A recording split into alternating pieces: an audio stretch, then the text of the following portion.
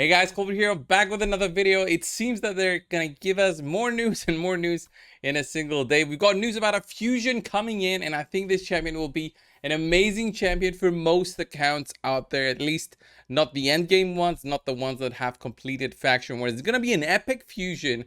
Well, it's a fragment collection event from what I've understood from the details that they have provided. This will start November 24th. A champion fragment for a new champion called Hoskaro, a barbarian's epic defensive based attacker, debuffer. We'll have a look at his skills right now, and I think this one will be not just used for faction wars. Although faction wars is really easy for barbarians, you just need to seal the drakes. So 180 days in, you're pretty much set for barbarians. This should be your easiest faction, no questions about it. You just need Syl, maybe War Maiden, and if you get this champion as well, it's too easy. It gets too easy to complete it all the way to 21 stars. So let me show you exactly what I mean with this one. So where's the graphic that they sent us? Here it is. Hoskaro looks pretty good. It's the barbarian kind of looking, big, tall kind of champion. That's the base graphics that they have is not looking that strange compared to all the other barbarians that we have, but his skills look very nice. It's a stun centered kind of champion with his A1 that has a good chance to stun a single target with a 40% chance. That is pretty solid always to have. You always need to build these champions, by the way, with accuracy. You can't go without accuracy.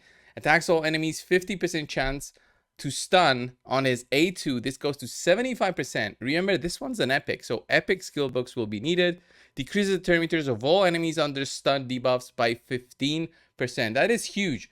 You can go ahead and use Hoskaro as a champion to lock out the enemy team. So what lockout champions do is that they stop the enemies from getting the turn that they want to. For example, I can give you right here, I have my lockout champion as Prince Kaimar for this setup, where he uses the sleep debuff to stop the enemies from getting their turn in and doing the skill that they're supposed to. So your speed booster will go in, Hoskaro, so this epic will go second, okay, and do his stun debuff on his A2 skill and stop them from getting a turn. So this is what this team does, and it's very, very good in the sense of not needing to be speed tuned on your other champions. So let's say your Soulless or your Warlord doesn't need to be speed tuned. They only need to be, within a few speeds, depending on how you want to set up your team. So having that in a single champion that is free and epic as well is very good. It's only 75% chance, so you can fill that in with a stun set possibly for that added chance to stun. This will not be added to this skill, but it's going to be 75% chance. If you don't stun, then the stun set chance goes in, and if you do manage to stun through that, then okay, you have managed to stun all the targets. If not, then still that target will not be stunned. It's not 100%, but still this is an epic, so it's very good considering that it also has an added benefit through his passive right here, which if I move my big head, I can actually show you. His passive is immunity to stun debuff and increases damage inflicted by all allies by 15% when attacking enemies under stun debuffs. So this will be huge for boosting your damage overall, in the sense of just giving you 15% basically of free damage. It's like the weaker version of weaken, which gives you 15% damage. It's like having a weaken, the weaker version of weaken on the target, just because of that. He also has this passive where it cleanses stun from all allies and places an increased defense buff and 25% increased resistance buff on all allies for 2 turns. This is huge. The increased defense especially is huge for surviving and also buffing himself. So since he's defensive base, he'll be able to do more damage because of that and survive longer. And he's got an ally defense and faction crisp boost by 30% in terms of just the defensive aura, right? Overall, I think Hoskaro is an amazing epic. You should go for it. Champion Fragment collection for epics are, well, exactly like the legendary ones are, but you just need more, I think. You get more fragments from each event or tournament. Overall, I think he's going to be a great addition for the Barbarians faction. They have good epics here already. They've got Farrak in the Fan, High Katoon, Jarmasa now, Skytush, Suwai, Armina is very good. Plus all the other ones are not that bad. They're not F tier or whatever. This faction didn't really need help in faction wars, I would say.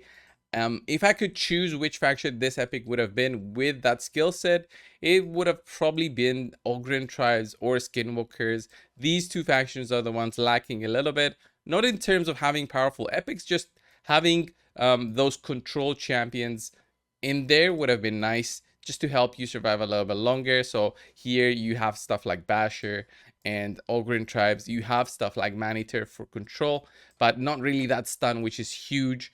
And this faction seems to have more stuns than others, especially with Rorik right here. Rorik, this guy, he has a lot of stuns, but this one's a legendary, and he's not really used anywhere. Overall, I think he's a good fusion. Well, Fragment collection, obviously worth it to go for it if your account is lacking.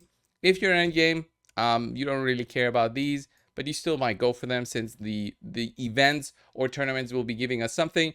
After that, we'll probably have Black Friday events starting on the 25th is the Black Friday weekend, so I expect to see big pack offers there for cheap. So save up your money right now if you haven't. And then after that, we're going into December for the final month of the year. This year they did nothing with Hydra, by the way, so they might include something here within the month for Hydra. They might include a fusion starting around this mark on the 15th, 16th maybe of December, since this one will be ending around, I'm guessing if this goes for 2 weeks, it starts November 24th. Yeah, if it starts November 24th right here, then it should end somewhere here on the 1st or 2nd of December.